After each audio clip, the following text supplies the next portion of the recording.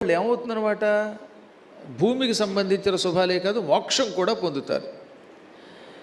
ఇంకా అందరూ 4 లక్షల జీవితంలో చేయలేరులేండి. అటువంటి వాళ్ళకి ఏం చెప్పాడు, ఏవం ధ్యాత్వా జపేన్మంత్రం సదాచ అష్టోత్తరం శతం. 108 సార్లు కూడా జపం చేసినా మంచి ఫలితం వస్తుంది. అంటే 4 లక్షల జపం అంత ఫలితం రాకపోయినా ఫలితం వస్తుంది. కానీ అది చేసేటప్పుడు ఏం చేయాలంటే వాళ్ళు 108 సార్లు రోజు జపం చేసుకోవాలనుకున్నటువంటి వాళ్ళు భూదేవి ఎర్రని ఆభరణాలు ధరించింది, లేక ఎర్రని లేక పచ్చని బట్టలు కట్టుకున్నది, కూర్మం మీద కూర్చున్నది అని భావించాలట. దాంతోపాటు భూదేవిని ఒళ్ళో కూర్చోపెట్టుకున్న విష్ణువుని కూడా ధ్యానించాలట. ఆ ధ్యాన శ్లోకాలు చెబుతాను, అది అందరూ అంటే మరీ మంచిది. ఈ ధ్యాన శ్లోకాలు చదువుకుని లేదా భగవంతుడు ఇలా ఉంటాడని ఊహించుకుని 108 సార్లు రోజు చేసుకున్న వాళ్ళకు కూడా అనేక శుభములు కలుగుతాయి. ఒకసారి అందరూ చెప్పండి, దీనికి ధ్యాన శ్లోకాలు అన్నమాట. ఏది ఇందాక చెప్పిన ఓం నమ శ్రీ వరాహాయ ధరణ్యుద్ధరణాయ చ అనే మంత్రమునకు ధ్యాన శ్లోకాన్ని ఇందులో ఇచ్చారు. ఇందులో స్కాంద పురాణంలో వైష్ణవ ఖండంలో 2వ అధ్యాయంలో.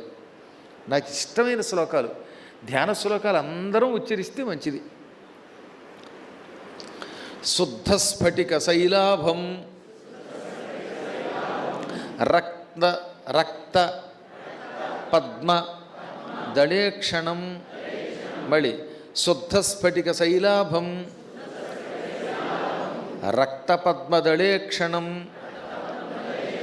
వరాహవదనం సౌమ్యం చతుర్బాహుం కిరీటినం శ్రీవత్సవక్షసం శంఖ చక్ర అభయ కరాంబుజం శంఖచక్రాభయకరాంబుజం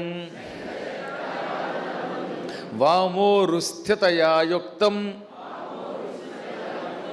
త్వయా మాం సాగరాంబరే రక్తపీతాంబరధరం రక్తాభరణభూషితం శ్రీకూర్మపృష్ఠ